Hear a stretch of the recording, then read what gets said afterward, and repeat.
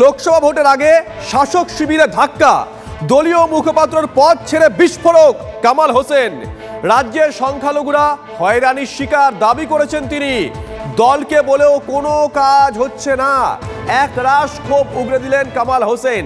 গত এক মাস ধরে অনেক কষ্টে আছি, মাদ্রাসা কমিশন নিয়ে যা হয়েছে ঠিক হয়নি, সংখ্যালঘু বলেই কি আমাকে এত অবজ্ঞা? টিভি 9 বাংলাকে একান্ত সাক্ষাৎকারে বিস্ফোরক কামাল হোসেন।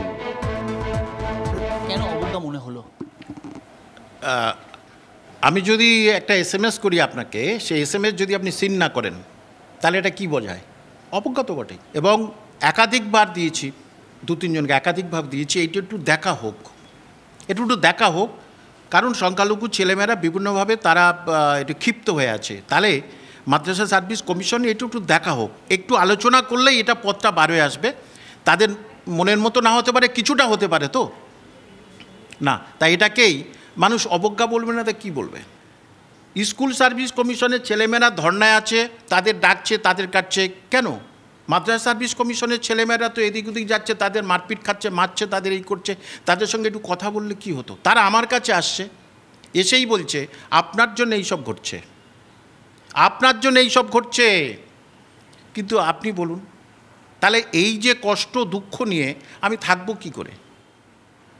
তাহলে আমাকে আর কেউ বলবে না? সমস্ত দলের সবাই আমাকে রেসপেক্ট করতো, তারা বলছে কি ব্যাপার আসছো না, কোনো ব্যাপার নেই, কি ব্যাপার? কানাঘুষো চলছিল চারদিকে, এ কি দল পাল্টাবে? এবারে কোনো দল কোনোভাবেই আমাকে এবারে ফোন করতেই পারে, করলে করবে, করতেই পারে, কিন্তু আমি বললাম আমার দল এবারে হবে, আজকের থেকে শুরু হবে পড়ানো আর লেখানো, এটা আমার দল।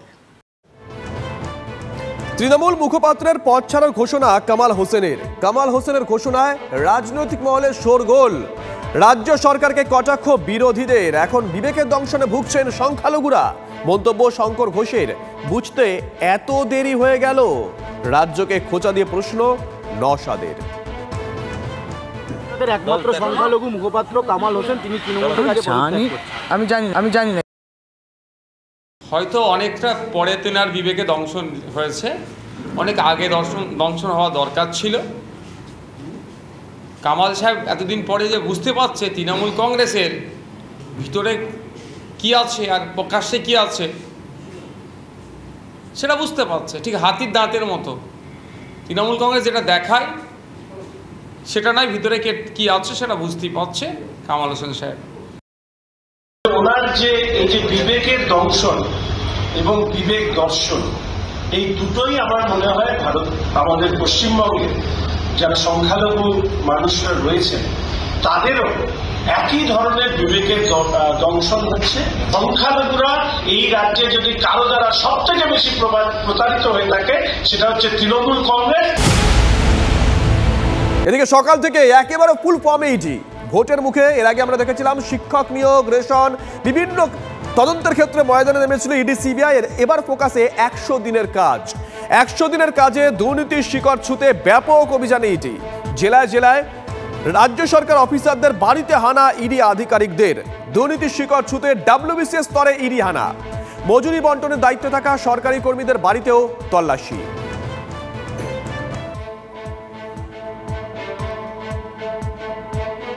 একশো দিনের দুর্নীতি তদন্তে সল্টলেকে ম্যারাথন অভিযান ইডির। রাজ্য সরকারি আধিকারিক সঞ্চয়ন পানের সল্টলেকের বিদ্যাসাগর নিকেতন আবাসনের ফ্ল্যাটে এবং তার মুর্শিদাবাদের ভাড়া বাড়িতে হানা তদন্তকারী আধিকারিকদের। সল্টলেকের ফ্ল্যাট থেকে বেশ কিছু নথি বাজেয়াপ্ত করেছে ইডি। ফ্ল্যাটে তল্লাশি চালিয়ে একটি ল্যাপটপ, ব্যাংকের লেনদেন সহ কিছু জমির নথি এবং একটি মোবাইল ফোন বাজেয়াপ্ত করা হয়। ডেপুটি ম্যাজিস্ট্রেট পদাধিকারী সঞ্চয়ন পান বর্তমানে মুর্শিদাবাদে 100 দিনের কাজের প্রকল্প আধিকারিক। 2018 সালে হুগলি ধনেখালির বিডিও ছিলেন তিনি। সেই সময় মনরেগা স্কিমের টাকা ভুয়ো জব কার্ড বানিয়ে দিতেন, এমনটাই অভিযোগ। খবর ইডি সূত্রে। কেন্দ্রীয় তদন্তকারীদের আরও দাবি 100 দিনের কাজ করেননি এমন বহু প্রাপকের নামে ভুয়ো ব্যাংক অ্যাকাউন্ট তৈরি করে কেন্দ্রীয় সরকারি প্রকল্পের টাকা সরানো হয়। আর সল্টলেক আবাসনের 2টি ফ্ল্যাটে পরপর তল্লাশি ইডির। দুর্নীতিতে বেশ কয়েকজন সরকারি অফিসারের যুক্ত থাকার অভিযোগও উঠেছে। আমরা ঠিক যে জায়গাতে দাঁড়িয়ে রয়েছি সল্টলেক সেক্টর 1-এর একটি আবাসন, এবং এই আবাসনের এই 4 তলাতে থাকা 2টি ফ্ল্যাট, যেটা এখনও পর্যন্ত ইডির তরফ থেকে দাবি করা হচ্ছে যে সঞ্চয়ন পান 2018 সাল থেকে তিনি হুগলি জেলার ধনেখালিতে বিডিও পদে ছিলেন এবং বর্তমানে তিনি মুর্শিদাবাদ জেলার প্রকল্প আধিকারিক পদে রয়েছেন। সেই সঞ্চয়ন পানের এই সল্টলেকের আবাসনের দুটি ফ্ল্যাটে দীর্ঘ প্রায় 5 ঘন্টার কাছাকাছি সময় ধরে তল্লাশি অভিযান চালায় কেন্দ্রীয় গোয়েন্দা সংস্থার আধিকারিকরা। যদিও সঞ্চয়ন পান তার উপস্থিতি ছিল না এই ফ্ল্যাটে এবং সেক্ষেত্রে তার পরিবারের যারা সদস্যরা রয়েছেন তাদেরকে তদন্তকারীরা জিজ্ঞাসাবাদ করেন যে বিভিন্ন সময়ে কেন্দ্রের যে প্রকল্প মনরেগা স্কিম, সেই প্রকল্পের যে কোটি কোটি টাকা এই রাজ্যের বিভিন্ন জেলাতে এসছে, সেই টাকা ভুয়ো জব কার্ড তৈরি করে ভুয়ো অ্যাকাউন্টের মাধ্যমে যারা আদতে 100 দিনের কাজের প্রাপক নন, টাকার প্রাপক নন, তাদের অ্যাকাউন্টে পাঠিয়ে দেওয়া হয়েছে এবং যে এইভাবেই কিন্তু এই দুর্নীতি সংগঠিত হয়েছে। আর সেই দুর্নীতির সঙ্গে যোগ রয়েছে একাধিক উচ্চপদস্থ আধিকারিক, এমনকি সরকারি আধিকারিকদের। যেটা আমরা ইডি সূত্রে জানতে পারছি, এই দুটি ফ্ল্যাট থেকে একটি ল্যাপটপ, মোবাইল ফোন, কিছু ব্যাংক লেনদেন সংক্রান্ত নথিপত্র, এমনকি জমির নথিপত্র বাজেয়াপ্ত করেছেন তদন্তকারীরা। ক্যামেরায় চাঁদ মিয়ার সঙ্গে সুপ্রিয় গুহ, টিভি 9 বাংলা।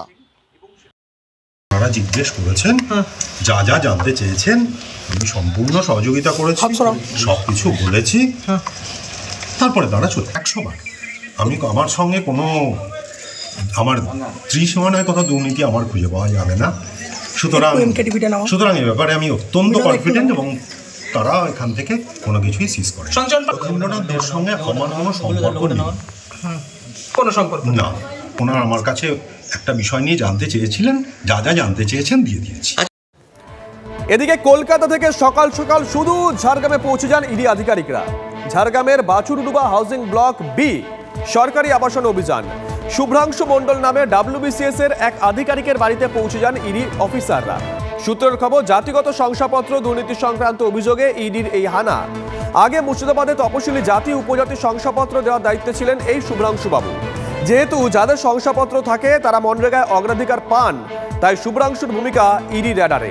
এই মুহূর্তে শুভ্রাংশু সংখ্যালঘু দপ্তরে কর্মরত।